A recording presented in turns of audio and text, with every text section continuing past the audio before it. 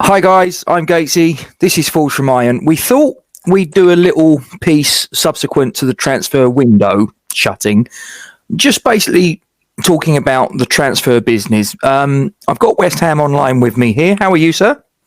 Yeah, I'm very well. I'm excited to embark on the beginning of this series, and hopefully it isn't as big a flop as some of the signings we're about to mention. Well, you may very well say that. I could not possibly comment, however. As usual, guys, for those of you watching, thanks for joining us. Don't forget, give us a like on the video, subscribe to the YouTube channel, and make sure you touch the bell and you'll be notified of any new content we upload to the channel.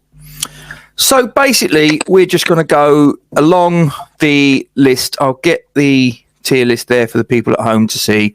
There are all the Premier League teams along the bottom, and there are 4 categories that we're going to put them into. If you think they've done excellent transfer business as far as their ins and outs are concerned overall, you put them in excellent. If you think it's very good, you put in there. Bang average, you put them in there. And poor, you put them in there. Pretty straightforward, so you'd think. We'll see how we go. West Ham Online, are you up to the challenge? Yep. Okay, so first one, we'll do it alphabetically. Very simple. Big spenders in this window, Arsenal Football Club. Poor, straight away. Oh, okay, well, fair enough. They've spent, 130 odd million on a number of players. If I just have a look at the list here, Nuno Tavares, Albert Sambi Lokonga, the big one obviously being Ben White. Okay, so tell me, why has it been a poor transfer window in your opinion? Well, firstly, when I call out the names that they have brought in, tell me how much you think. If you weren't to know what the values of money this window, tell me how much you reckon it would be. So they brought in Odegaard, as you mentioned, Ben White, Lokonga, Aaron Ramsdale, Nuno Tavares, and that's about it. I definitely wouldn't have been paying 50 million quid for a centre back that's only had one season in the Premier League. Yep. That I think is quite ridiculous. I think they spent 25 million on a goalkeeper that's had 2 successive relegations. Not his fault necessarily, but it's not exactly a sort of like a glowing resume, is it? Yeah. And I'll be brutally honest with you, Albert Sambi Lokonga, to be honest, until he rocked up at the Emirates, I'd never heard of him. Yeah, and this is what I mean. 130 million. If I heard that list, I'm not even joking, I'd say maybe they paid 65. The one exception is Martin Odegaard, who I think's an okay signing. I'm not sure about 35 million. I don't think it's bad. I'd give it a 6 out of 10. But it certainly doesn't resurrect the 50 million for Ben Shite, who was absolutely terrible against Brentford on the opening day. He's not an awful defender, but he isn't worth 50 million, and a lot of this is going to be based on value for money. And I don't think he'll ever be. And Aaron Ramsdale, who is terrible. Fair enough. In terms of the outgoings, is there anyone there that you think, and to be honest, I'm looking on the Premier League website and it's actually a long old list, but most of them are players that most people, probably not even a lot of Arsenal fans have even heard of them, to be perfectly honest with you. But as far as first team players are concerned, is there any players that you think that maybe they also should have tried to keep hold of? I think they done well getting rid of Willian, but it wasn't because of them. Willian basically done a good gesture and just decided to end his contract, saving them 20 million quid of wages on Willian. Whoever's doing the transfers there, Edu, should be sacked. They should have got rid of Kolasinac by now, and this is the bit that makes me laugh. They've been trying to get rid of Granit Xhaka and Sead Kolasinac, and the players that Arteta have brought in, like Pablo Mari, etc., didn't start against Man City, yet the 2 that they're trying to get rid of started. So, that whole club's a mess. Yeah. I looked at Joe Willock, and I've got to be honest, I think he looked a cracking player on loan at Newcastle. I'm a little disappointed we didn't go for him, to be perfectly honest with you. I agree that he done well. I don't. When I think about it more and more, I actually don't disagree too much with the sale. I feel like he had a little bit of a blip. Okay. From what I've seen of him at Arsenal, he was never going to be suited to their system. He's not a possession player, and he wasn't getting the goals that he got at Newcastle or Arsenal, and I don't think he will again this season. I don't think it's a brilliant sale, but it's not something I'm going to mark them down for, to be honest. Fair enough. Okay, so that's Arsenal in the poor category, straight in there. Okay, so next on the tier list is Aston Villa, who obviously, as far as their outgoings were concerned, the big one was Jack Grealish, but they've brought in Emiliano Buendia from Norwich. They've brought in Leon Bailey from Leverkusen, Danny Ings from Southampton. A few other players besides Ashley Young from Inter Milan, for instance. So, again, all things considered, outgoings, incomings, where do you place Aston Villa on this particular category? I feel like this will be unpopular, but I am going to put them in bang average. Okay. And your reasoning? I feel like they got rid of their best player in Jack Grealish for 100 million, which is decent money for. Well, it's great money, but for him, I feel like he was such a vital part of their team that I'd say it's just decent money for him. And obviously, with that money, they brought in Danny Ings, Buendia, and Leon Bailey. I'm not even sure that them three players constitute to the amount of points and the brilliance that Jack Grealish brought to that Aston Villa team. I like all three of the players, but I don't think they really needed to spend it all in them areas. Danny Ings, good signing, but did they really need another striker over Ollie Watkins? When, in my opinion, the thing they need the most is a defensive midfielder. I think they're poor in that department, and I've seen a few Aston Villa fans say that. So I'm not sure they needed one of Bailey, Buendia or Ings. I feel like one of them will end up being a wasted signing.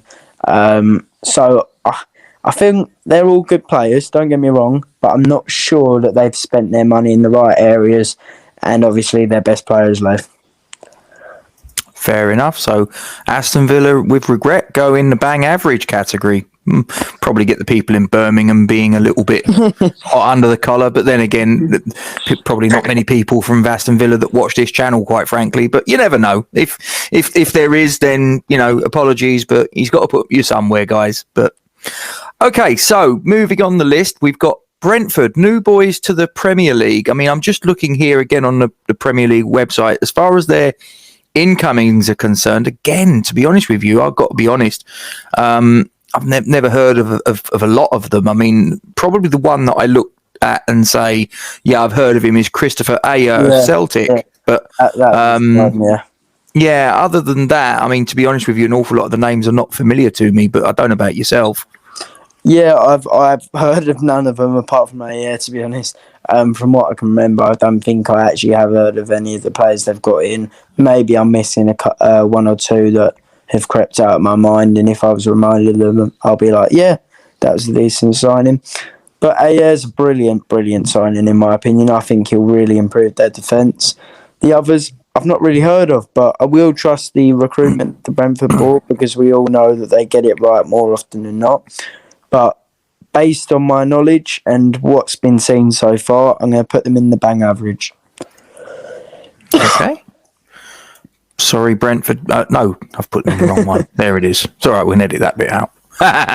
Okay, so Brentford are in bang average, rightly or wrongly, as far as the Brentford fans are concerned.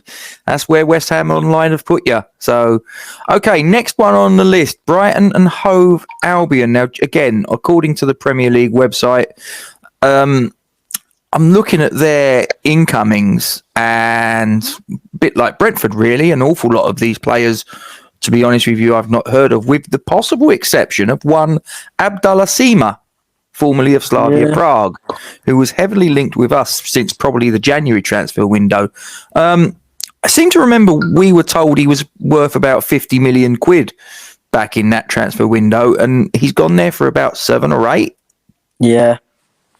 Crazy. Yeah, and now he's on loan at Stoke, so maybe we dodged a bullet with that one.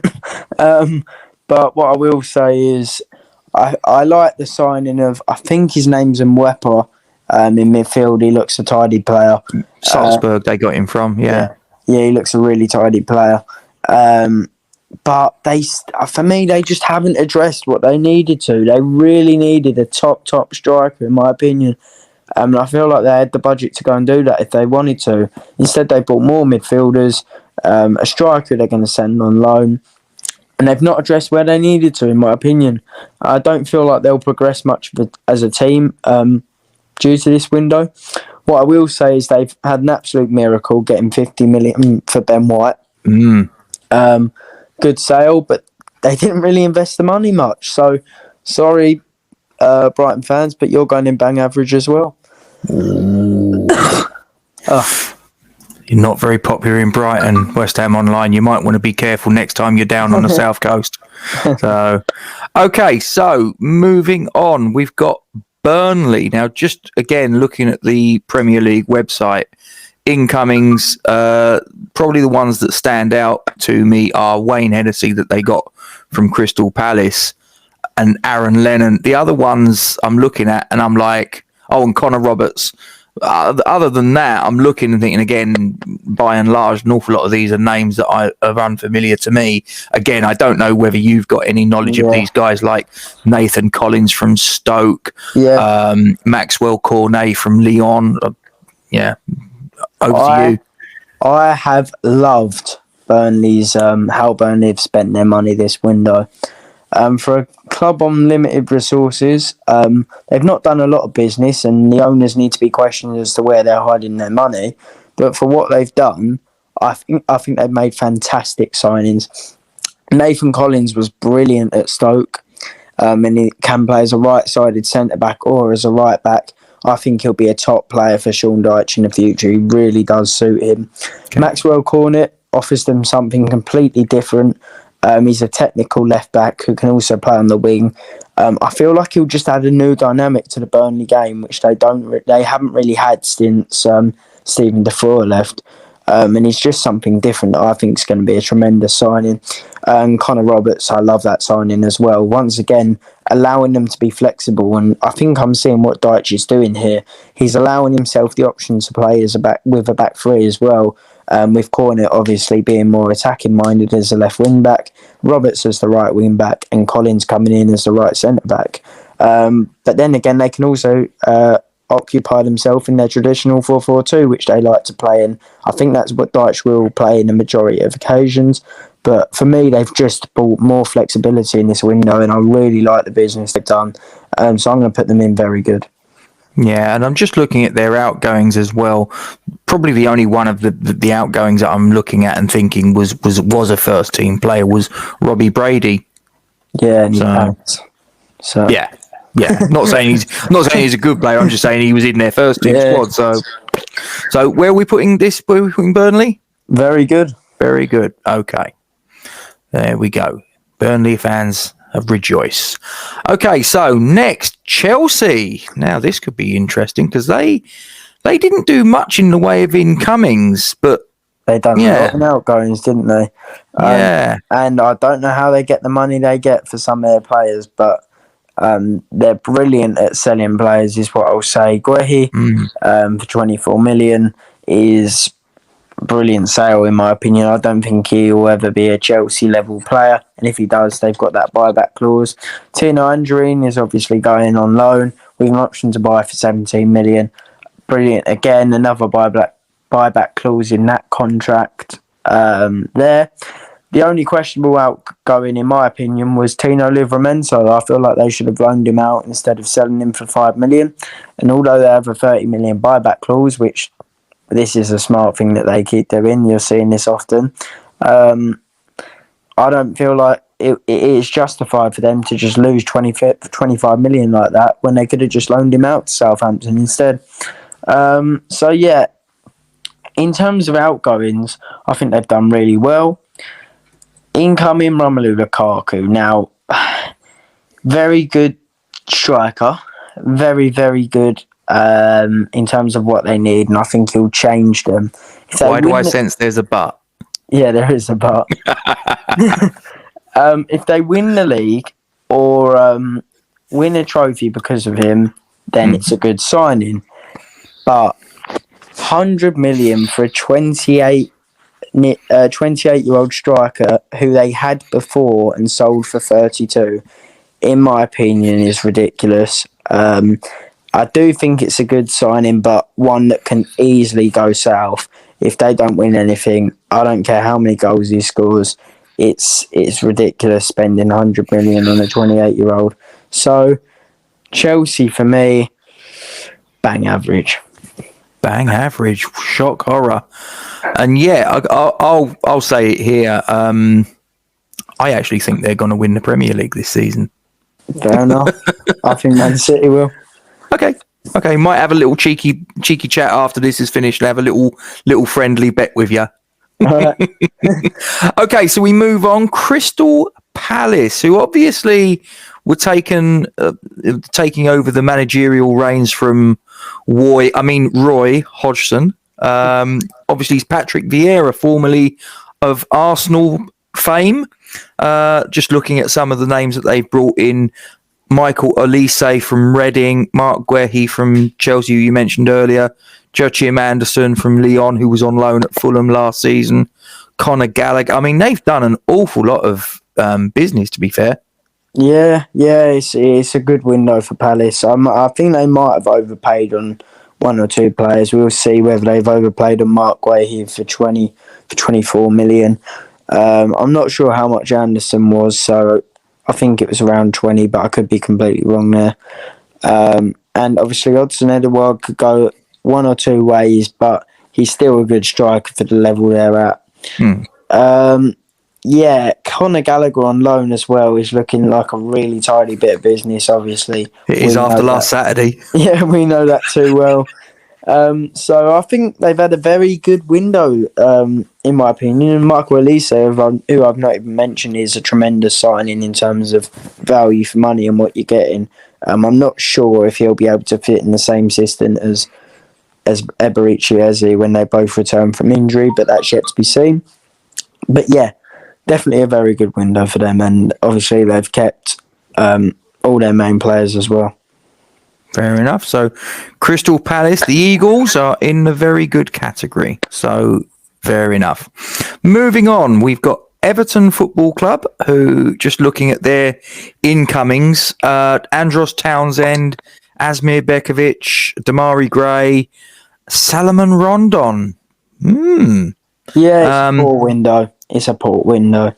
They obviously couldn't do a lot because of financial fair play, but Townsend is not a massive improvement on what they've got. Damari Gray, to be fair, is looking like a good bit of value for money there at 1.5 million, 2 goals in 3 games, but we all know what he's like. That could go south quickly.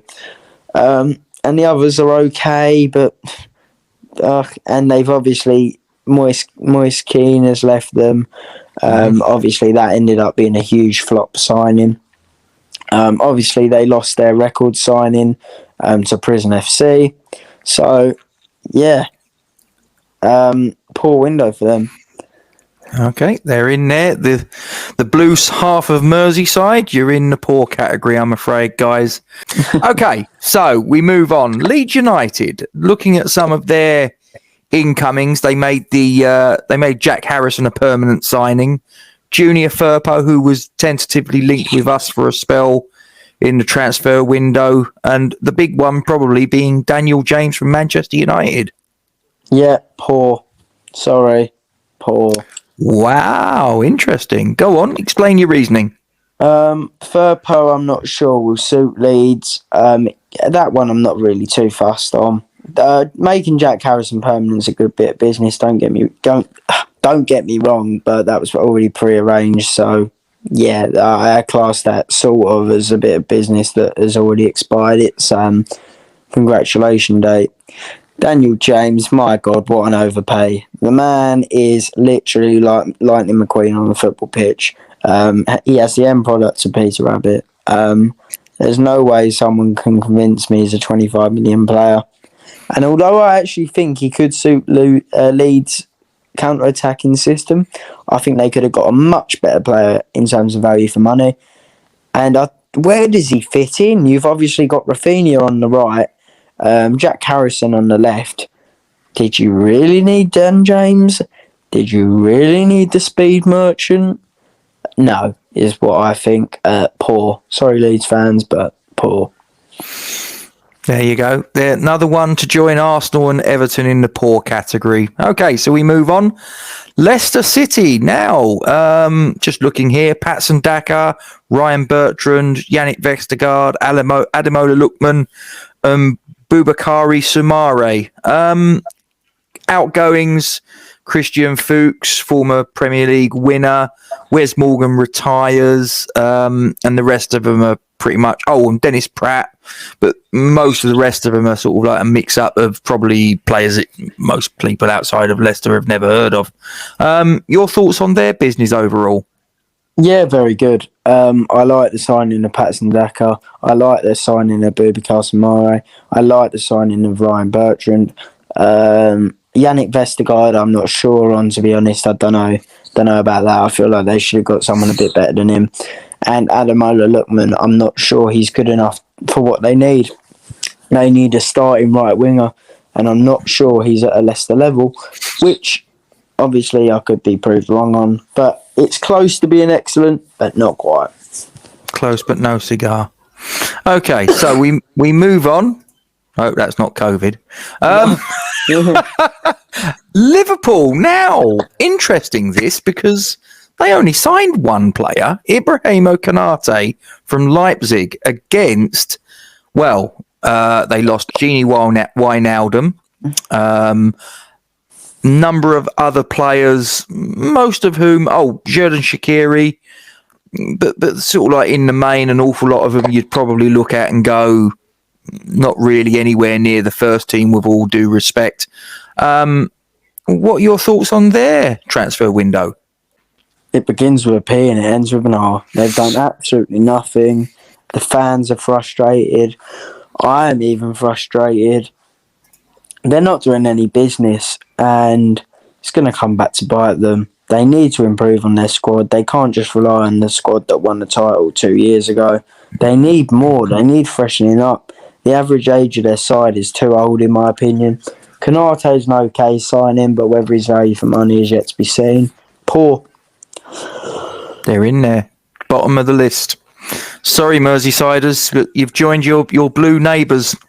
Yep. Okay, we then come to Manchester City. Now, again, interestingly enough, only made 2 signings, and one of them is a goalkeeper on a free called Scott Carson, who people might remember him conceding a couple of goals back in 2007 at Wembley. And some bloke called Grealish. Name escapes me. Your thoughts?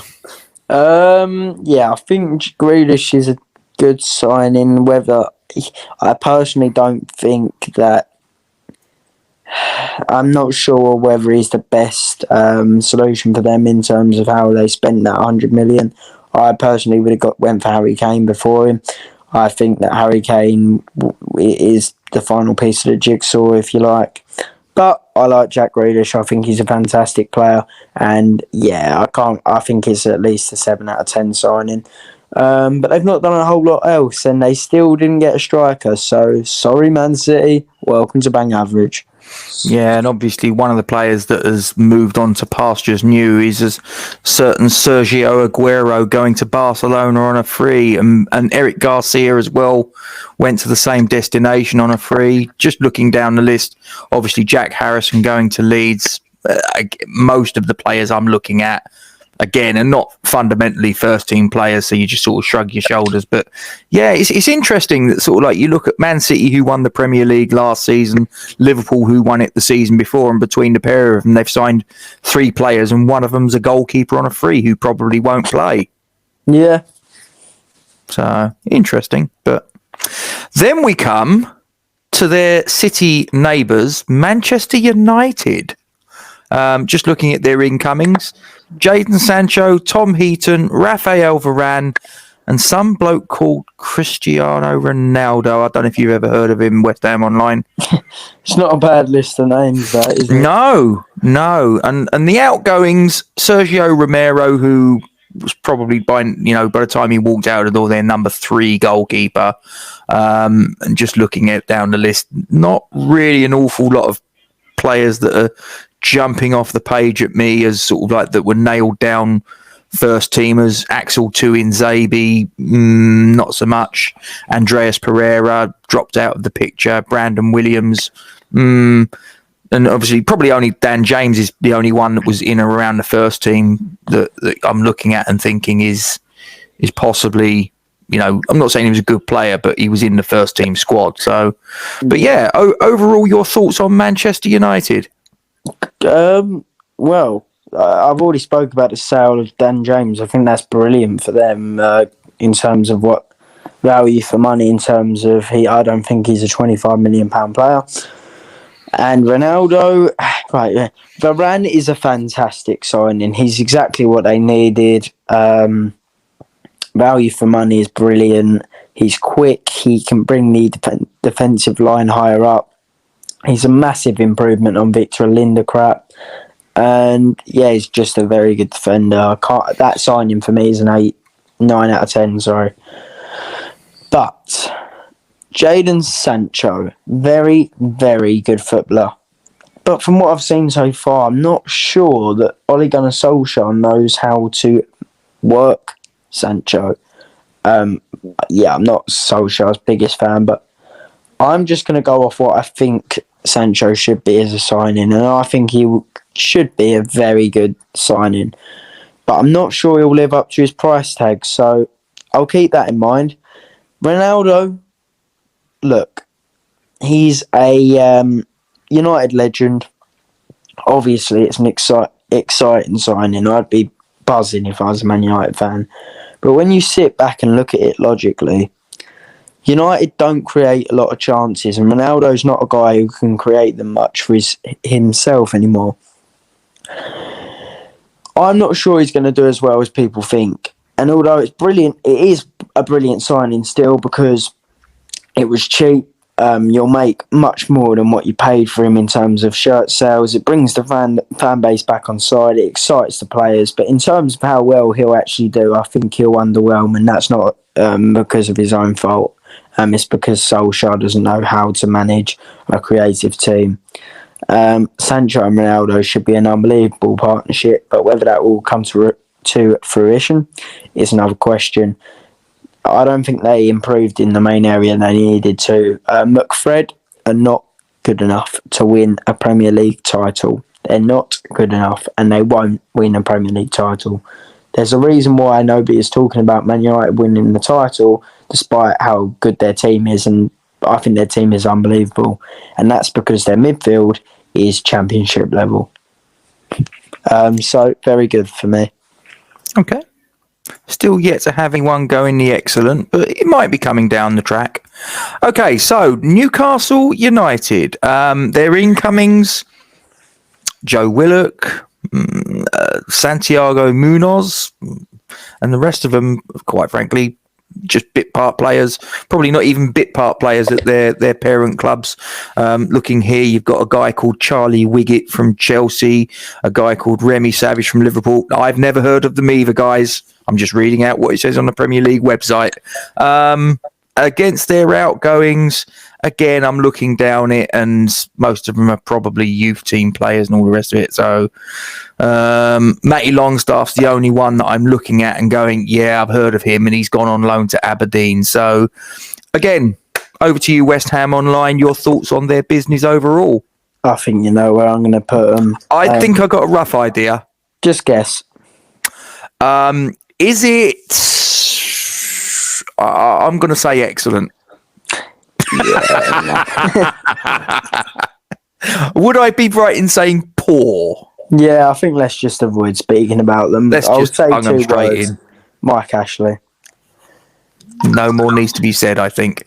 Okay, again, returning to the Premier League, the first time of asking, Norwich City. Looking on the Premier League website, they've actually made an awful lot of signings. Angus Gunn from Southampton, son of their former goalkeeper Brian Gunn. Ben Gibson, Billy Gilmore on loan. Brandon Williams on loan from Manchester United. Ozan Kabak on loan from Schalke. They've done a lot of business. Whether it's good business, that's over to you to make your judgment. Looking at their outgoings, as far as the players that you probably would have heard of, most people: Alex Tettey, Mario Vranic, Emiliano Buendia, Marco Stiepermann, on and on. Joseph Dermich. Oh, and Jordan Hugill has gone on loan to West Brom, just for people that remember him, for his 24 minutes in a claret and blue shirt, I think. Yeah. What are your thoughts? Buendia was obviously their best player, so it's not great to see him go. That's not a good start, but I don't think 40 million is bad money for him. Incoming, Ozan Kabak is a great buy. I think he's miles above Norwich level. I really liked him when he played for Liverpool last season on loan. So I think he's going to improve them massively. Josh Sargent is one I'm not sure on. I think he's got good potential, but obviously he only scored 5 Bundesliga goals last season, so I think that's an average signing. They did sign some Greek guy, someone from PAOK or Demetrius Giannoulias. Yeah, him. Very Demetrius. Very good signing. Apparently got amazing potential. I think he got a hat-trick in the week in the cup. He looks like a really, really good player, and I feel like he's definitely above Norwich level again. In terms of their other signings, I feel like Billy Gilmore on loan is another good signing. I really do like Billy Gilmore. I feel like he needs to improve in certain areas, which is why he's not a Chelsea player yet, in the most part. But when Roy Keane is raving about you in midfield, you're good. And Billy Gilmore is most certainly good. And once again, he's above Norwich's level, in my opinion. I'm not meaning it to patronise Norwich here. What I'm trying to say is they've brought in players who you'd expect would play for big clubs. So I think they've done very good business. And, very good for me. They're straight in there. So, moving on apace. Southampton incomings of note: Theo Walcott, Adam Armstrong, Roman Perrault. Outgoings to note: Ryan Bertrand, Yannick Vestergaard, some bloke called Danny Ings, who was fairly important to them last season. Your thoughts on their overall transfer business, West Ham Online? I think they've done good business, to be honest. I love Livramento is a 10 out of 10 signing. 5 million. He's a very, very good youngster. 18 years old. He looks fantastic. Salisu, another Chelsea Academy player, looks very good. Roman Perrault, I really enjoyed his performances in Liga and last season, so I think that he'll be a good signing for Southampton as well. Adam Armstrong, I feel like, is a decent enough signing, and he'll replace Danny Ings, who I feel like they've done the best they can to get a good amount of money for him at this point. Yannick Vestergaard, obviously they got rid of him for 17 million. I don't think that he's worth that, so I feel like that was another good signing. I think it may have even been 20 million, but anyway, that was another good sale, sorry. They brought in a defender to replace him for 7 million, who I'm not too keen on, to be honest. But I think overall, their business has actually been, from a business standpoint, it's been very good. Okay. Very good. There we go. We move on to our friends a little way along the North Circular Road, Tottenham Hotspur. Looking at their incomings: Pierluigi Golini from Atalanta, Brian Heel from Sevilla, Christian Romero from Atalanta, Pape Matarsa from Metz, and a deadline day deal for Emerson Royal of Barcelona. Against some of their outgoings that you might have heard of: Danny Rose, Paulo Gazzaniga, Juan Foyth, Eric Lamela, Toby Alderweireld, Joe Hart, remember him, Moussa Sissoko, Serge Aurier. Yeah. So your thoughts on their business? I hate to say it, but it's very good. It is very good. Emerson is a fantastic signing. Emerson Royal, brilliant at Real Betis, and I think he joined Barcelona and then they sold him straight away. So I feel like he's going to be a really good signing for us. Pierluigi Golini is one that I'm like, okay, yeah, I'm not too sure on that signing. But moving on, Brian Gill is brilliant signing for what they've done. Eric Lamela plus money. I feel like that's going to come to be a brilliant plan for Spurs and something that will work in the future. I think it's good for Sevilla as well. But anyway, on the Spurs standpoint, I feel like he's a much better player than what Lamela was in terms of what they need. Romero's an unbelievably good signing, to be honest. Serie A Defender of the Year, young. Yeah, he's a very good defender, and I feel like he'll suit the way that Nuno wants to play. And yeah, the only thing that's missing from what they needed, in my opinion, was a backup striker. But I've got to say, it's a very good window. Fair enough. So they're in the very good category. So we move on again. Newcomers to the Premier League. Watford, just looking down their incomings. Wow, they've done an awful lot of business. Again, bit like Norwich, you look at an awful lot of them and you're thinking, not too sure who this player is, whether they're going to be any good or not. One player that I recognise instantly is a certain Ashley Fletcher from Middlesbrough on a free. And Moussa Sissoko from Tottenham, as well as Danny Rose. But they've done an awful lot of business. Against their outgoings, again, I'm just looking for any players that I know have been first teamers.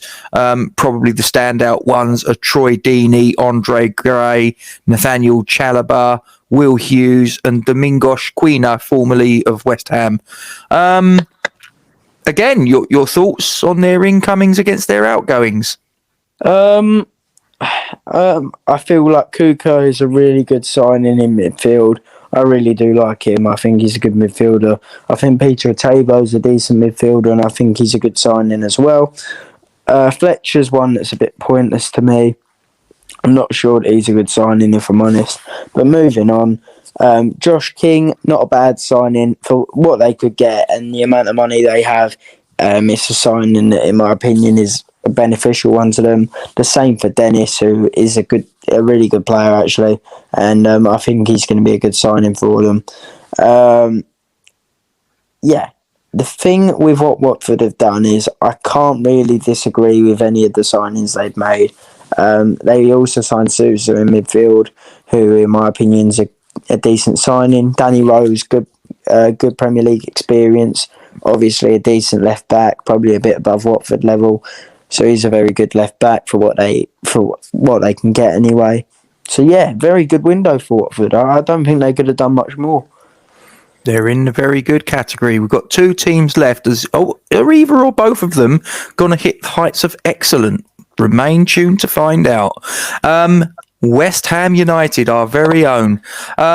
So we've brought in on the Premier League website Thierry Nevers, Pierre Ekwa Alimbi, Armstrong Oko Flex, Alphonse Areola, Kurt Zuma, Nikola Vlasic, and Alex Crow. Against the outgoings, again, of the first teamers predominantly, you're looking at Fabian Balbuena, Felipe Anderson. That's pretty much it, really. The rest of them are sort of players that are probably on the fringes of the first team or absolutely nowhere near it. So, your thoughts overall? It was looking to be a horrendous window, but we sort of resurrected it. Zuma's a very good signing.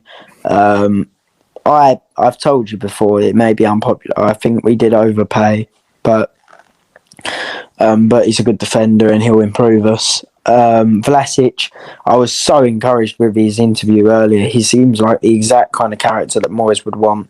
And I'm going to watch him tonight for Croatia. So stay tuned for that, lads. It's going to be brilliant. So I'm happy with the Vlasic signing. Crow is good backup as well, and another one that seems like a good fit for the squad. But we didn't get a striker, which I think we needed.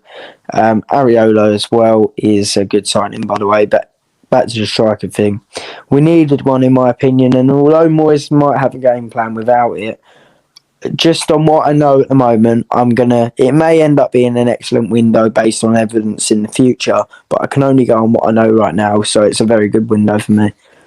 Fair enough. So we're going in the very good window, which leaves us with Wolverhampton Wanderers. Again, just looking down the list of incomings, you've got Hwang Hee-chan, who I know that my colleague Duke is a massive fan of. Ryan Aitnori, was he there on loan last season then, I'm guessing? Yeah. Okay. I'll be honest with you, the rest of the players that I'm looking at, in the main, I've not heard of Ben Deggers Bola of Fehevar. I've got no idea who that is. They've got a couple of players from Manchester City, Harvey Griffiths and Louis Malden. Again, I've never heard of them, to be brutally honest. I don't know about you. Looking at their outgoings of the players around the first team, Rui Patricio, the goalkeeper, Ruben Vinagre, who else? Yeah, to be honest, an awful lot of them I'm looking at and thinking, I'm not too sure they were really sort of first team sort of squad members, really. But again, over to you, West Ham Online. Right, we've saved the best till last, and I'll explain why. Hwang Hee-chan is brilliant. He scored 0 goals last season, which is so impressive. There are other signings I've never heard of, so they're just so encouraging. Sorry, Wolves, poor. Get in the poor category. Get in the poor category. So that completes it, and nobody has hit the heights of excellent. But in the very good category, we've got Burnley, Crystal Palace, Leicester City, Manchester United, Norwich, Southampton, Tottenham Hotspur, Watford, and ourselves, West Ham United. Bang average, we've got Aston Villa, Brentford, Brighton and Hove Albion, Chelsea and Manchester City. Poor, we've got Arsenal, Everton, Leeds United, Liverpool, Newcastle United, and Wolverhampton Wanderers. There it is, full screen, just for you people at home to have a good gander at. I thank you very much indeed for your participation, West Ham Online. No problem. It was a very good pilot episode, I suppose. Yeah, we'll put it through the editing process and see how it looks. And if you're watching this, then it obviously passed the taste test, if you will. And if you're not watching it, then we just deleted it because it was crap. Yeah, there you go. So, but I thank you very much indeed for your time, and thank you to those of you that are watching it. Don't forget to drop a like on the stream, subscribe to the YouTube channel, and touch that bell, as Duke would say, to be notified on any new content that we upload to the channel. And I am going to finish with my usual, come on you Irons. Stay safe, everyone.